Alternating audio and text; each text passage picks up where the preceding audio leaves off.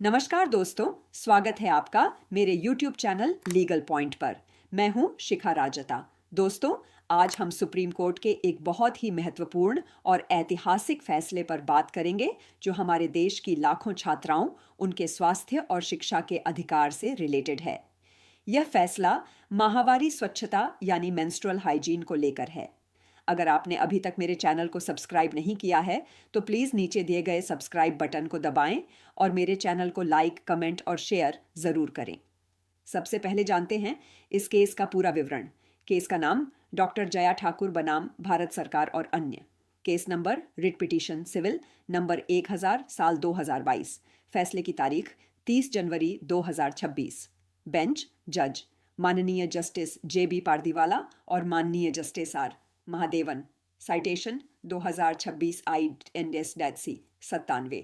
दोस्तों, इस केस में याचिकाकर्ता जो एक सामाजिक कार्यकर्ता है, उन्होंने सुप्रीम कोर्ट में जनहित याचिका PIL दायर की थी।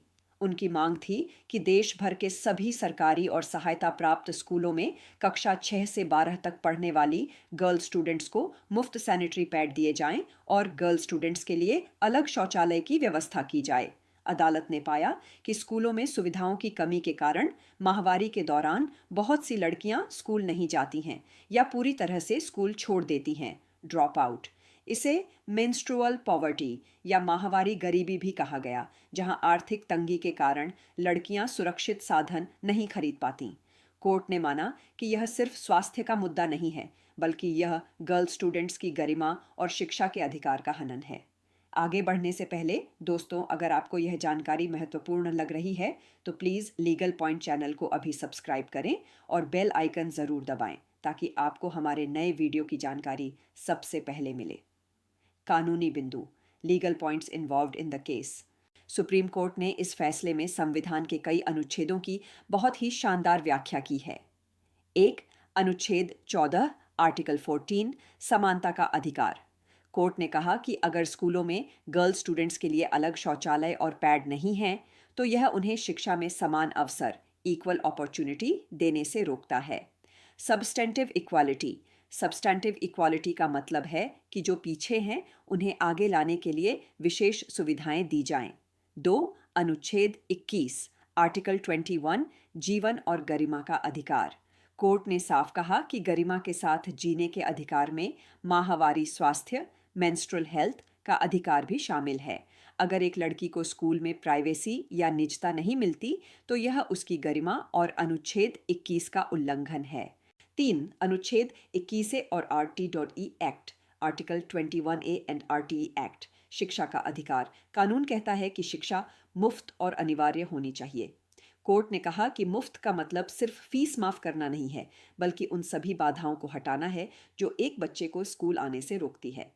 अगर पैड न होने की वजह से लड़की स्कूल नहीं आ पा रही तो यह वित्तीय बाधा है जिसे हटाना सरकार की जिम्मेदारी है। 4, लड़कों और पुरुष शिक्षकों की भूमिका। कोर्ट ने इस बात पर भी जोर दिया कि माहवारी सिर्फ महिलाओं का मुद्दा नहीं है। लड़कों और पुरुष शिक्षकों को भी इसके बारे में जागरूक और संवेदनशील सेंसिटाइज होना चाहिए ताकि वे छात्राओं का मजाक न उड़ाएं और माहौल को सहयोगपूर्ण बनाएं। दोस्तों, वीडियो को लाइक करना न भूलें और कमेंट करके बताएं कि क्या आपके क्षेत्र के स्कूलों में ये सुविधाएं उपलब्ध हैं। चैनल को शेयर करके जागरूकता फैलाने में मेरी मदद करें। सुप्रीम कोर्ट ने केंद्र सरकार, सभी राज्य सरकारों और केंद्र शासित प्रदेशों को बहुत सख्त और स्पष्ट निर्देश डायरेक्शंस दिए हैं जिन्हें 3 महीने के भीतर लागू करना होगा। 1, शौचालय। सभी सरकारी और प्राइवेट स्कूलों में, चाहे शहर हो या गांव, गर्ल स्टूडेंट्स के लिए अलग, साफ और पानी की सुविधा वाले शौचालय होने चाहिए। 2, मुफ्त सैनिटरी पैड। सभी स्कूलों को कक्षा 6 से 12 की छात्राओं को मुफ्त में सैनिटरी नैपकिन देने होंगे। कोर्ट ने विशेष रूप से ऐसे पैड देने को कहा है जो पर्यावरण के लिए सुरक्षित हों, बायोडिग्रेडेबल। 3, vending machine. स्कूलों में सैनिटरी पैड वेंडिंग मशीनें लगाई जाएं या कोई ऐसी जगह तय हो जहां से लड़कियां आसानी से पैड ले सकें। 4, डिस्पोजल निपटान। इस्तेमाल किए गए पैड को फेंकने के लिए शौचालयों में ढक्कन वाली डस्टबिन और सुरक्षित डिस्पोजल का इंतजाम होना चाहिए। 5, MHM कॉर्नर। MHM कॉर्नर स्कूलों में एक खास कोना बनाया जाए जहां आपात स्थिति के लिए अतिरिक्त कपड़े, इनरवियर और पैड रखे हों। 6. जागरूकता, एनसीईआरटी और राज्य बोर्डों को पाठ्यक्रम में बदलाव करना होगा ताकि बच्चों को माहवारी और स्वास्थ्य के बारे में सही जानकारी मिले और समाज की सोच बदले। 7. निगरानी, जिला शिक्षा अधिकारी डीईओ को साल में कम से कम एक बार इन सुविधाओं का निरीक्षण करना होगा। सुप्रीम कोर्ट ने कहा है कि यह एक कंटिन्यूइंग मैंडेमस है, यानी कोर्ट 3 महीने बाद फिर से देखेगा कि इन आदेशों का पालन हुआ या नहीं।